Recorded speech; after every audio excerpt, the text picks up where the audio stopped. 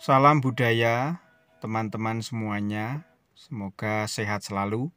Beberapa waktu lalu, Ki Purbo Asmoro membuat satu video yang menjelaskan tentang silsilah setan dalam pewayangan. Nah, ini saya menemukan referensi yang mungkin beliau pergunakan, yaitu Serat Arjuna Sosrobau. Yang pertama dimulai dari tokoh yang bernama Jin Marijan. Bukan Mbah Marijan ya, tetapi memang namanya Jin Marijan. Mempunyai anak Jin Jan, mempunyai anak lagi Ejin. Ejin ini mempunyai anak Idajil dan Prabu Sri Dewoto atau Andajali. Nah, Idajil ini mempunyai anak 3. Yang pertama Setan, Belis, Demit. Ini ya. Jadi setan ini mungkin menurunkan setan-setan macam-macam, Belis itu menurunkan macam-macam jenis iblis dan lain sebagainya. Demit ini ya mungkin semacam hantu mungkin ya. Nah, kemudian Prabu Sri Dewoto ini mempunyai anak Prabu Wenus atau Prabu Andokoro. Nah, Prabu Andokoro mempunyai anak banyak. Yang pertama Patih Parwoto, Patih Amir, Sarombo, kemudian Prabu Rawangin, Ratu Pulo Dewoto, kemudian Jin Dar, ini berwujud rekoto atau yuyu. Kemudian juga berputra Prabu Nuradi, ratu di negara Dewani, raja di negara Dewani, Maranes, dan Prabu Palijo. Ini anak dari Prabu Wenus atau Prabu Andokoro. Nah, salah satu anak dari Prabu Andokoro atau Prabu Wenus ini, Sarombo, ini mempunyai anak Prabu Ari, raja di kerajaan Keling. Mempunyai anak lagi, atau Prabu Ari ini mempunyai anak Dewi Sahoti, yang kemudian diperistri oleh Hyang Wenang. Kemudian punya anak Sang Hyang Tunggal. Nah, kemudian Prabu Rarangin, raja di Pulau Dewata ini mempunyai anak bernama Dewi Rawati yang diperistri oleh Nuroso. Kemudian mempunyai anak Sang Hyang Wenang dan Sang Hyang Darmajaka. Sang Hyang Darmajaka ini mempunyai anak Hyang Darmono, Hyang Triyatra, Hyang Caturkanaka, dan Dewi Dremani yang diperistri oleh Sang Hyang Tunggal. Hyang Caturkanaka mempunyai anak Hyang Narada. Oleh karena itu disebut juga Kaneka Putra atau Kanaka Putra, karena anak dari Hyang Caturkanaka ini, yang Narada ini. Kemudian Dewi Dremani ini diperistri oleh Hyang Tunggal, mempunyai anak Hyang Darmastuti, Hyang Dewanjali, Hyang Ludra. Nah, ini ya. Jadi kalau dipikir-pikir, Narada ini ya keturunan dari Ejin ini. Nah, ini menurut Serat Arjuna Sosrobau. Kemudian Prabu Wenus ini mempunyai anak juga Jin Dar yang berwujud rekoto atau yuyu. Jendar mempunyai anak Jenmenak berwujud rekoto juga. Jenmenak mempunyai anak Jenminangkara berwujud rekoto juga, yuyu. Jenminangkara mempunyai anak Jenyuyutama berwujud yuyu juga atau kepiting laut, kepiting sungai.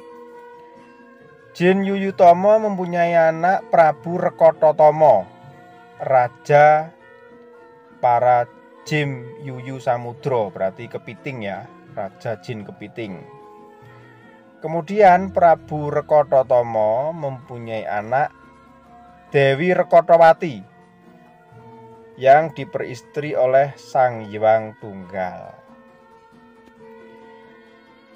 Rekotowati dan Sang Hyang Tunggal mempunyai anak Bathara Maya atau Semar. Juga mempunyai anak Bathara Manik atau Sang Hyang Guru, Bathara Guru. Ini. Nah, Bathara Maya atau Semar ini mempunyai anak Bathara Bongkokan, Hyang Temburu, Hyang Kuwera, Hyang Mahyati, Hyang Siwah, Hyang Surya, Hyang Candra, Hyang Yamadipati, Hyang Kamajaya, Dewi Darmastuti. Ini semuanya ya. Nah, ini anak dari Semar. Semar ini keturunan dari jin tadi. Kemudian Bathara Manik atau Bathara Guru mempunyai anak Hyang Sambo, Hyang Brahma, Hyang Indra, Hyang Bayu, Hyang Wisnu, Hyang Kala, Hyang Mahadewa, Hyang Asmara, Hyang Sakra. Ini ya. Ini. Jadi dewa-dewa ini menurut Serat Arjuna Sasrabau ini ya, berarti dewa-dewa ini adalah keturunan dari jin ini gitu. Lah kok begitu ya, namanya karya sastra dan saya tidak tahu ya siapa sebenarnya pengarang dari Serat Arjuna Sasrabau ini. Kalau misalnya ini dilihat dari konteks silsilah dewa menurut Mahabharata, tentu jauh berbeda ya. Di Mahabharata nama-nama ini tidak ada. Di Mahabharata dewa itu justru dimulai dari sini. Dewa Brahma ini, bukan Bromo tapi Brahma. Ini adalah awal mula silsilah manusia ada di sini. Itu kalau dalam konteks Mahabharata. Kemudian Bathara Guru ini ya, yang secara ikonografi wayangnya itu misalnya tangannya berjumlah 4, itu bukan cacat, tetapi dalam konteks Mahabharata itu simbol kekuatan-kekuatan tertentu yang dimiliki oleh Bathara Guru ini. Justru ini yang kalau dilihat dari konteks Mahabharata terdapat kerancuan, karena Siwah ini kan identik dengan sang Dewa Siwa. Nah, Dewa Siwa ini ikonografinya ada di sini justru. Tangannya 4, kemudian menaiki lembu andini. Ini kan memegang trisula. Ini kan ikonografinya Dewa Siwa. Tapi yang muncul nama Siwa kok di sini gitu. Kemudian ada nama Mahadewa. Siwa dan Mahadewa itu dalam konteks Mahabharata kan orang yang sama, tokoh yang sama. Tapi ikonografinya ada di sini gitu. Bahkan Kala ini juga salah satu bentuk perwujudan dari Siwa yang ikonografinya ada di sini gitu. Itu. Kerancuan yang lain lagi dalam teks-teks Mahabharata, bahkan teks-teks agama Buddha juga ya kan dikenal dengan tokoh Indra, Dewa Indra.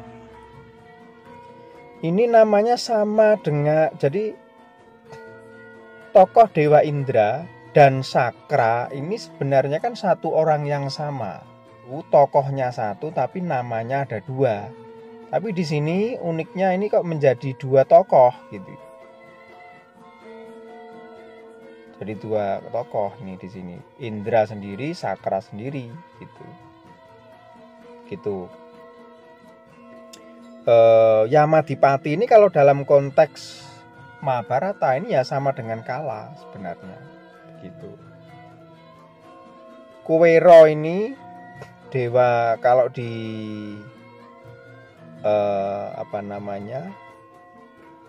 pewayangan yang mengacu pada Mahabharata, Dewa Kuwero ini kan Bathara Danapati. Jadi dia masih adik dari Rahwana, tetapi beda ibu. Bapaknya sama-sama Maharsi Wisrawa. Ini. Kok beda dengan Mahabharata? Ya namanya karya sastra. Saya tidak tahu siapa yang mengarang serat Arjuna Sosrobahu ini. Silakan teman-teman kalau misalnya ada yang tahu siapa pengarangnya, mohon saya dikasih tahu, silakan diketik di kolom komentar ya. Itu saja teman-teman, ini untuk sebagai perbendaharaan. Yang jelas ini bersumber dari era Keraton Mataram ya. Dan ini berbeda dengan sumber-sumber yang lain, meskipun sama-sama berasal dari era Mataram. Ini berbeda dengan Paroimo Yugo, berbeda dengan Serat Kondo, dan teks-teks di era Mataram kuno sendiri, di era Mataram baru sendiri, ini sudah saling berbeda gitu ya. Ya namanya karya sastra kok. Gitu. Itu saja dulu ya teman-teman. Terima kasih, salam budaya.